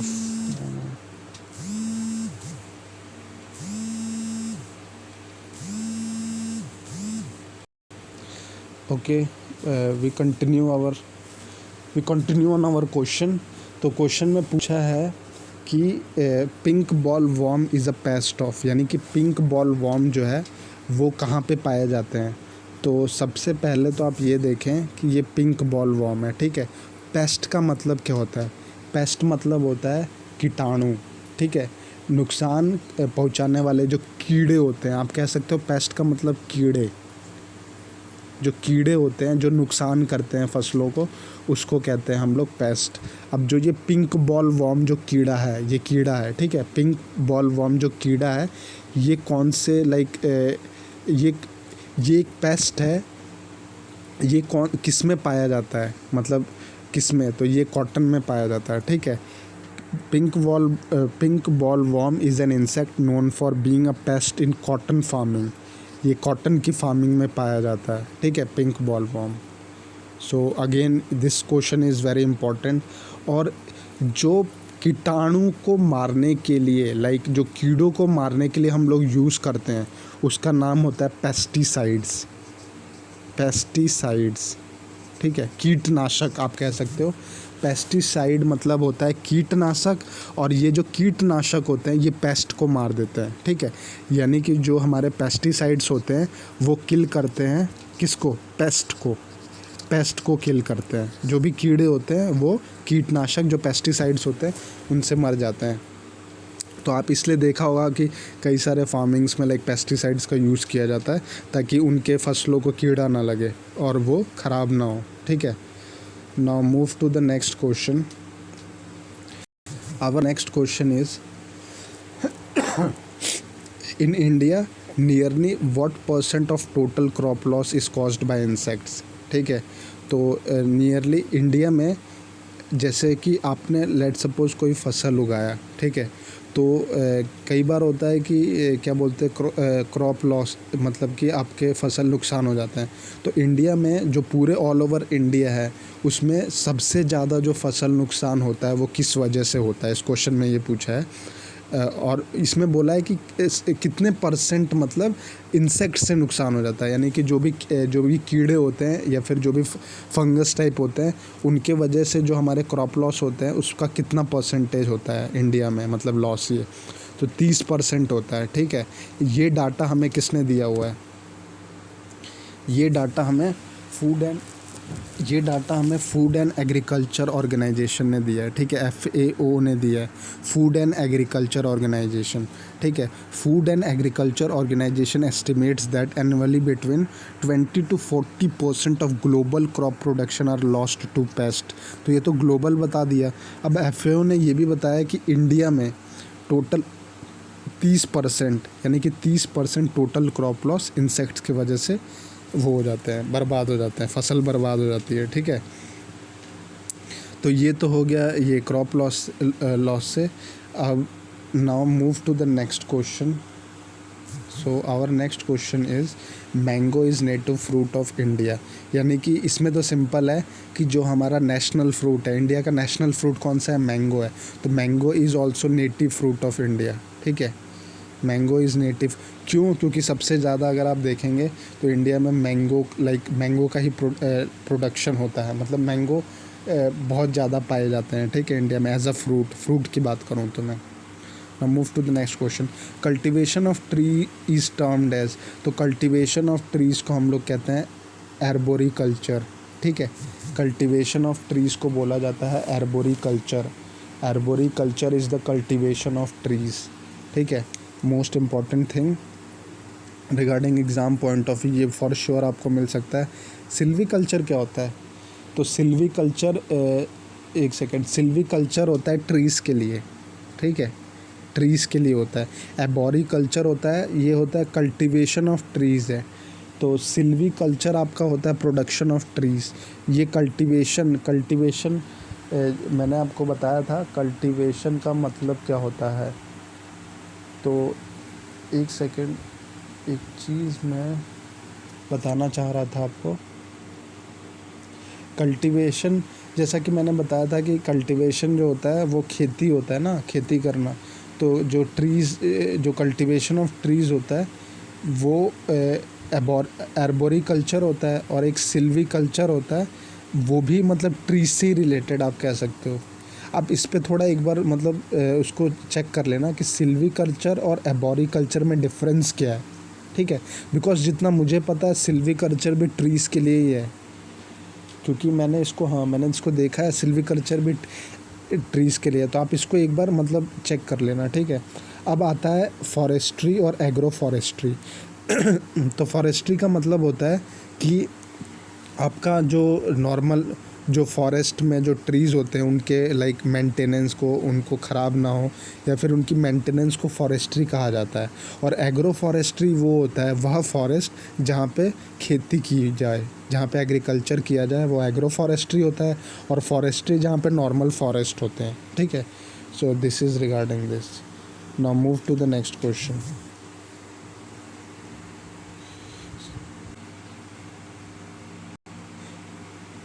Now our next question is which state has the largest area and production of potato in India, ठीक है। तो सबसे ज़्यादा जो विच state has the largest area and production of potato in India, यानी सबसे ज़्यादा पोटैटो को कहाँ पे उपजाऊ किया जाता है, तो वो है उत्तर प्रदेश, ठीक है। उत्तर प्रदेश में सबसे ज़्यादा आलू की खेती होती है, ठीक है। Uttar Pradesh is the major potato producing state with 31.26 of production share, ठीक है। Now move to the next question. Our 167th question is National Organic Farming Research Institute is located in Gangtok, ठीक है। नेशनल जो ऑर्गेनिक फार्मिंग रिसर्च इंस्टीट्यूट है is located at Gangtok. One of the most important question with respect to the FCI AGM, ठीक है, क्योंकि ये एग्रीकल्चर से रिलेटेड क्वेश्चन है। National organic farming research institute, तो ये गैंगटॉक में होता है, ठीक है, गैंगटॉक में है ये इंस्टीट्यूट। और ये गैंगटॉक क्या है, तो सिक्किम की राजधानी है गैंगटॉक, ठीक है। सिक्किम का कैपिटल गैंगटॉक है। Now move to the next question. Cost of growing crops per hectare is known as. Now cost of growing crops per hectare is known as, cost of growing crops per hectare is known as cost of production. Look, यहाँ पे बोला है कि cost of growing crops per hectare, यानी कि जो भी crops को उगाने के लिए जितना पैसा लगता है, मतलब कि लेट सपोज ये हमारा खेत है और इसमें आपने कोई क्रॉप्स को लाइक मतलब ग्रो किया या फिर इसकी खेती की, ठीक है। तो इस पूरे चीज़ को करने के लिए, मतलब इस पूरे प्रोसेस को करने के लिए जो भी जितना भी अमाउंट लगा, मनी जितना भी पैसा लगा, उसे हम लोग कॉस्ट ऑफ प्रोडक्शन कहते हैं। One of the most important thing, मतलब one of the most important question with respect to exam point of view. अब मैं आपको इसको बहुत ही एलेबोरेटली बताता हूँ, बहुत ज़्यादा लाइक डिटेल्ड में, कि कॉस्ट ऑफ इरिगेशन क्या होता है, कॉस्ट ऑफ फर्टिलाइज़र क्या होता है, कॉस्ट ऑफ प्रोडक्शन क्या होता है, कॉस्ट ऑफ मार्केटिंग क्या होता है, ठीक है। ये मैं बता रहा हूँ क्योंकि मोस्ट इम्पॉर्टेंट है। लुक, ये हमारा फील्ड है, ठीक है। अब ये हमारे फील्ड में लेट सपोज हमने क्रॉप्स को उगाया, ठीक है। यहाँ पे क्रॉप्स की फसल, कोई भी किसी भी चीज़ की हमने यहाँ पे फसल की, कोई भी क्रॉप की, ठीक है। अब लुक, अगर हम इस क्रॉप को उगा रहे हैं सबसे पहले तो इसको लेट सपोज हमने बो दिया। अब इसको सिंचाई मतलब इरिगेशन करना है, तो इरिगेशन करने में जितना कॉस्ट लगेगा, यानी कि इसको सींचने में, इनको सींचने में जितना कॉस्ट लगेगा, ठीक है, इनको सींचने में जितना कॉस्ट लगेगा उसको हम कहेंगे कॉस्ट ऑफ इरिगेशन। यानी जितना पैसा हमें सिंचाई में लगेगा वो कॉस्ट ऑफ इरिगेशन होगा। अब ये तो हो गया सिंचाई से, यानी कि वाटर से रिलेटेड, जो भी सींचना मतलब कि पानी देना, ठीक है। अब आ जाएगा फर्टिलाइज़र। अब ये क्रॉप्स को मैक्सिमम ग्रोथ करना है, यानी कि हमें मैक्सिमम आउटपुट चाहिए, यानी कि हमें हमारी फसल बहुत ही अच्छी चाहिए, तो उसके लिए हम लोग फर्टिलाइज़र्स यूज़ करते हैं। अब ये फर्टिलाइज़र्स का यूज़ करने में जितना पैसा लगे, हमें जितना पैसा लगे, ठीक है, तो वो होता है कॉस्ट ऑफ फर्टिलाइज़र, ठीक है। अब तीसरा चीज़ हो गया कि इस पूरे प्रोसेस को करने में, लाइक आप ये कह लो कि कॉस्ट ऑफ प्रोडक्शन में आ जाता है कि आपका सब कुछ करने में, पैकेजिंग से लेकर के ग्रेडिंग से लेकर के एवरी सिंगल थिंग जब आप करते हो किसी भी क्रॉप में, तो उसे कॉस्ट ऑफ प्रोडक्शन कहते हैं। यानी कि वह आखिरी दाम, मतलब कि आप ये कह सकते हो कि ये लेट सपोज आपके पास ये आलू है, तो ये आलू को उगाने से लेकर के जितना भी चीज़ें मतलब इस पर खर्चा की गई हैं, जितने भी पैसे इस पर खर्चा किए गए हैं, उसे हम लोग कॉस्ट ऑफ प्रोडक्शन कहेंगे, ठीक है। वो कॉस्ट ऑफ प्रोडक्शन होता है। अब कॉस्ट ऑफ मार्केटिंग क्या होता है? तो कॉस्ट ऑफ मार्केटिंग आप ये कह दोगे कि इनको बेचने में, लाइक आपने इसको उगा तो दिया है, अब आप इसको बेचोगे भी तो मार्केट में, तो उसको लाइक मार्केट के मतलब मार्केट में बेचने में डिफरेंट मार्केट्स में जो कॉस्ट होता है उसे हम लोग कॉस्ट ऑफ मार्केटिंग कहते हैं। अब ये तो मैंने आपको सिर्फ बाय वन लाइनर्स बताए हैं, लाइक डेफिनेशन, इनके लाइक डीप एस्पेक्ट्स भी हैं, तो आप इस पे मतलब ज़रूर इसको देखें, ठीक है। So this is one of the most important question, that's why. तो इस क्वेश्चन का जो पर्टिकुलर आंसर है वो है कॉस्ट ऑफ प्रोडक्शन, कि किसी भी क्रॉप्स को ग्रो करने में पर हेक्टेयर जो कॉस्ट लगता है हम उसे कॉस्ट ऑफ प्रोडक्शन कहते हैं, ठीक है। Now move to the next question. Phalaris minor weed is an associated weed with which crop? यानी कि फ्लारिस जो माइनर होता है, यानी कि फ्लारिस माइनर वीड जो है, एक तरह से आप कह सकते हो कि ये जो टर्म है वीड, एक सेकंड में इसको आपको बता देता हूँ ये होता क्या है। लुक, जो फ्लारिस माइनर वीड होता है ये बेसिकली एक तरह से आप कह सकते हो फॉडर होता है। फॉडर, FODDER, फॉडर मतलब होता है आपका चारा, ठीक है। ये चारा होता है। Phalaris minor weed is like a fodder which is associated with a crop of wheat, जो कि वीट में मतलब गेहूँ की फसलों में होता है, ठीक है। तो ये फ्लारिस माइनर वीड एक आप कह सकते हैं कीवर्ड है जो आपको याद रखना पड़ेगा, तो आप ये याद रख कि ये वीट से रिलेटेड है, ठीक है। ये किससे रिलेटेड है? वीट से रिलेटेड है। Now move to the next question. Our next question is the proportion of labour force engaged in agriculture with economic growth. तो ये बेसिकली इकोनॉमिक ग्रोथ हमारा डिक्रीज़ करेगा अगर proportion of labour force agriculture में, ये current scenario में पूछा गया क्वेश्चन है, तो ये इसमें बेसिकली जो हमारी इकोनॉमिक ग्रोथ है वो राइट नाउ डिक्रीज़ कर रही है, क्योंकि लुक, भले percentage of like work force in India were employed in agriculture, वो like other half was almost evenly distributed among the 2 other sectors. Look, इस क्वेश्चन में ये बोला है कि जो क्या बोलते हैं प्रोपोर्शन है लेबर फोर्स जो कि मतलब एंगेज्ड होते हैं, यानी जो भी एंगेज्ड होते हैं एग्रीकल्चर में, उनकी वजह से हमारा जो इकोनॉमिक ग्रोथ है इस बार वो बढ़ा है, घटा है, कुछ फ़र्क नहीं पड़ा है, तो बेसिकली घटा है, ठीक है, डिक्रीज़ हुआ है 2020 में। तो इसको आप पढ़ो, आपको समझ में आएगा। इन 2020 41.49% of the workforce in India were employed in agriculture, ठीक है। इतने परसेंट के वर्कफोर्स को मतलब रोज़गार दिया गया है एग्रीकल्चर फील्ड में, 41.49% को रोज़गार मिला है। while the other half was almost evenly distributed among the 2 sectors जो कि इंडस्ट्री और सर्विस सेक्टर है। तो while the share of the Indians working in agriculture is declining, it is still the main sector of employment. मतलब ये कह रहा है कि स्टिल इतने परसेंट देने के बावजूद भी जो हमारा इकोनॉमिक ग्रोथ है इन द ईयर 2020 वो डिक्रीज़ ही हुआ है. यानी कि भले ही पार्टिसिपेशन 41.49% है किसका, लेबर फोर्स का, किस में, एग्रीकल्चर फील्ड में, लेकिन जो इकोनॉमिक ग्रोथ आपने अभी करंट सिनेरियो में देखी होगी वो डिक्रीज़ ही हुई है. ठीक है, डिक्रीज़ हुई है. Now move to the next question. The growth rate of agriculture production was negative in, तो ये बेसिकली थर्ड ईयर प्लान में था. ठीक है, थर्ड ईयर प्लान में जो ग्रोथ रेट एग्रीकल्चर प्रोडक्शन की थी वो निगेटिव थी, इसलिए ये वन ऑफ द ड्रॉबैक था हमारे लाइक इंडियन इकोनॉमी में. तो थर्ड ईयर प्लान आप ये कह सकते हो 1965 या 1970s में था. तो तब क्या बोलते हैं आप, तब स्टार्ट हुआ था ये थर्ड प्लान. क्या है थर्ड प्लान? ये लाइक 5 ईयर प्लान्स होते हैं. ठीक है, आपने सुना होगा 5 ईयर प्लान जो कि कांग्रेस गवर्नमेंट ने चलाया था. ठीक है, तो टोटल ये एक क्वेश्चन बहुत ही लाइक फ्रीक्वेंट पूछा गया है कि टोटल 5 ईयर प्लान अभी तक इंडिया में कितने हैं. तो टोटल 5 ईयर जो प्लान है वो 12 हैं, और ये 12 जो है टोटल 5 ईयर प्लान है ये कांग्रेस गवर्नमेंट में मैक्सिमम 5 ईयर प्लान्स चले हैं. ठीक है, तो टोटल 5 ईयर प्लान कभी भी आपसे एग्ज़ाम में पूछे तो 12 हैं. 12 के बाद 13वां है कि नहीं ये अमूमन सवाल होता है.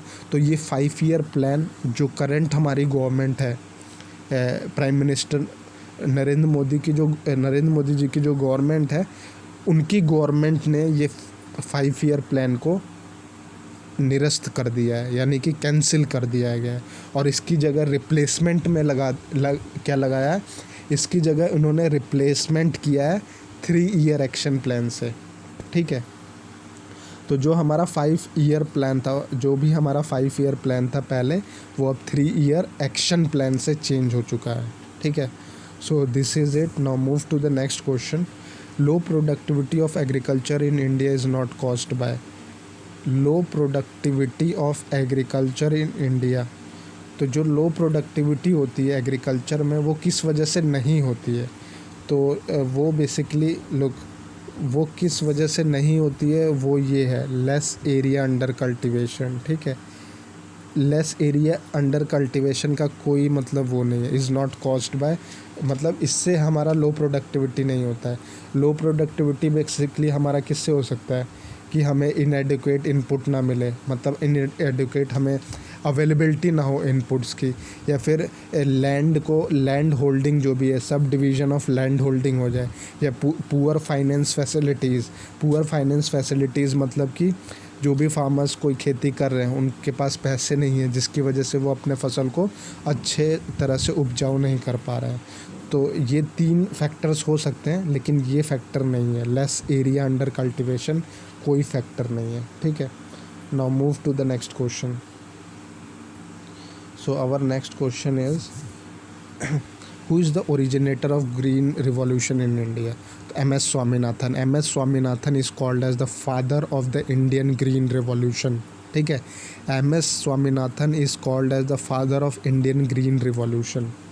लुक, इसमें मैं आपको एक चीज़ बताऊंगा कि इन्हें father of Indian green revolution कहा जाता है, father of Indian green revolution. ठीक है, और नॉर्मन ई बोरलॉग जो है, ये है father of world green revolution, यानी ये पूरे वर्ल्ड के हैं.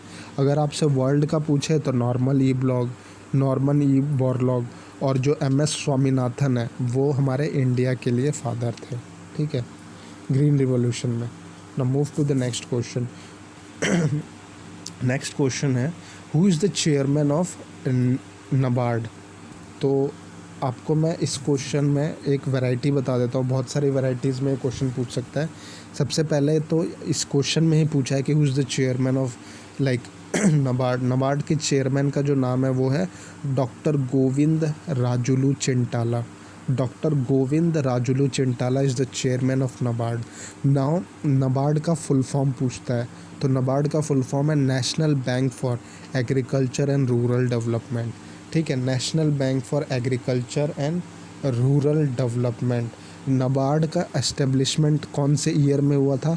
तो नाबार्ड 1982 में आया था, ठीक है। इसका एस्टेब्लिशमेंट 1982 में हुआ था नाबार्ड का। इसके चेयरमैन का नाम है doctor Govind Rajulu Chintala.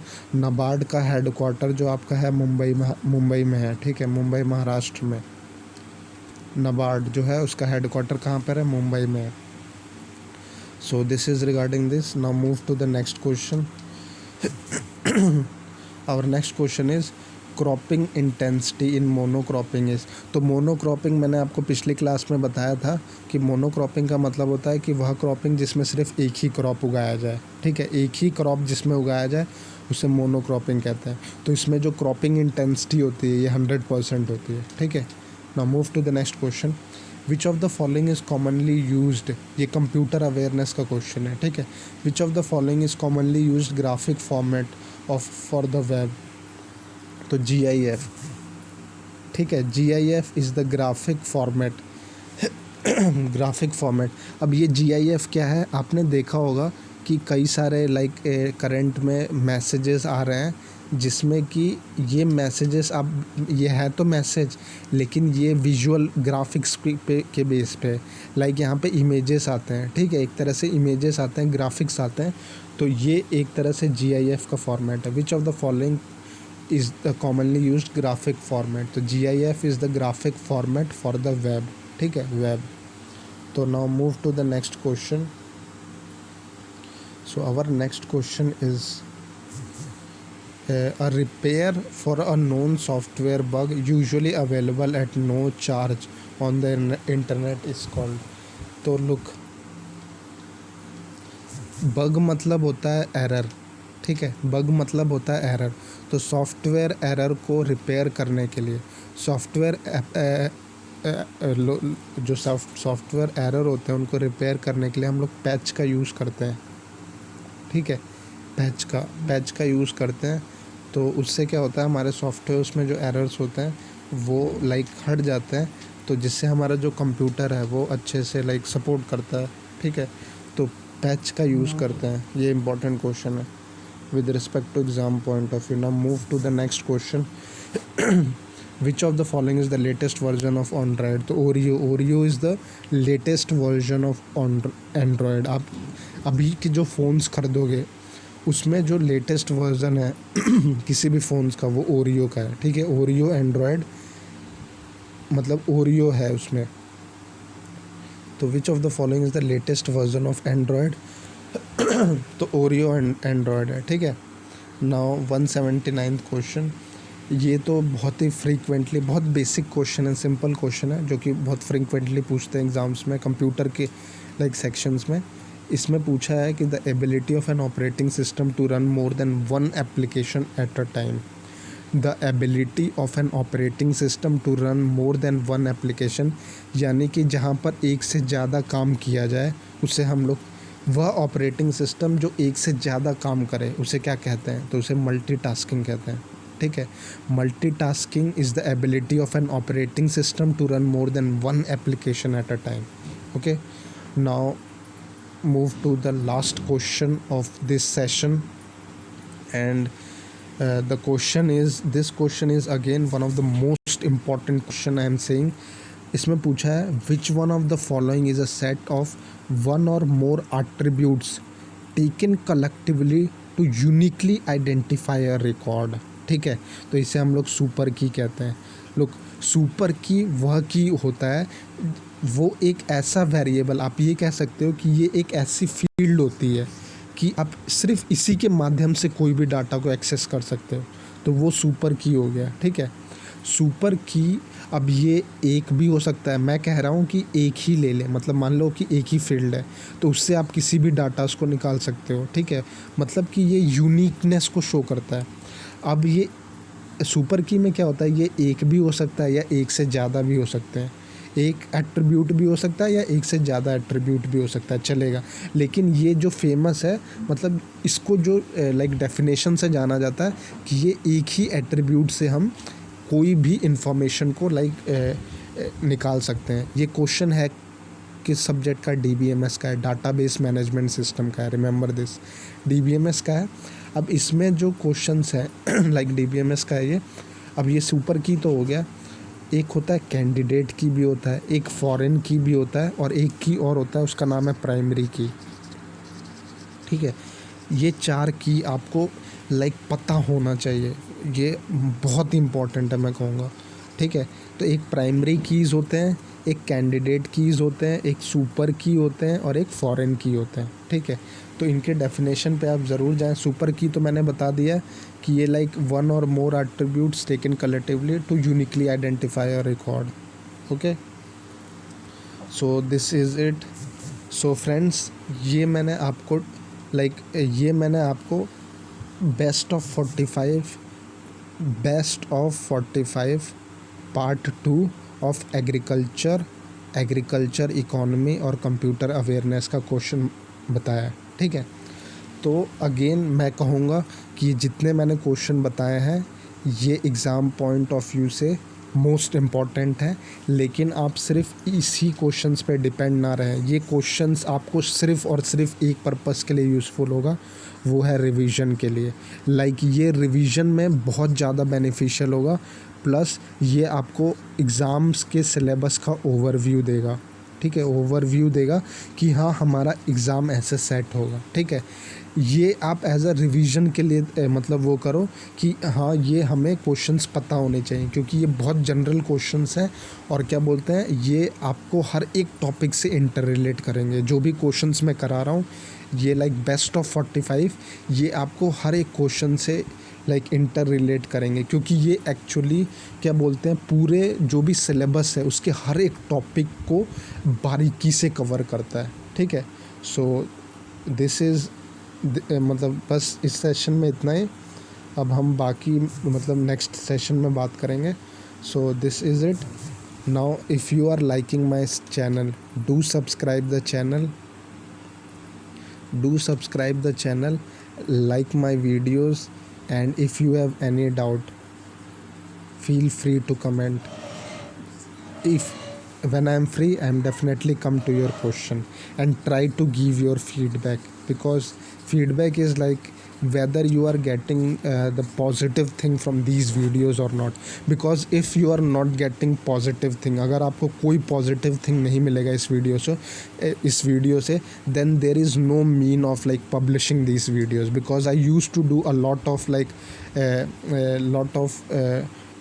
research on these questions. ठीक है, और तब मैं आपको ये बताता हूँ, मैं ये एडिशनल चीज़ें आपको रिसर्च करके ही बताता हूँ। ठीक है, like I also use to like follow different sources. इस क्वेश्चंस को बताने के लिए मैं डिफरेंट सोर्सेज से मतलब जाता हूँ, फिर मैं इंफॉर्मेशंस को आपको लाइक बताता हूँ। तो अगर मैं इतना एफर्ट दे रहा हूँ तो डू फीडबैक। आपसे मैं सिर्फ फीडबैक ही मांगता हूँ कि whether you are getting a positive result, और you can say that positive approach, और आई कैन से दैट आपको इससे पॉजिटिविटी मिल रही है कि नहीं, मतलब positive with respect to your preparation, कि आपको हेल्प मिल रहा है कि नहीं, सपोर्ट मिल रहा है कि नहीं। Okay, so this is it ladies and gentleman, this is Raj Deepak Singh. Thank you.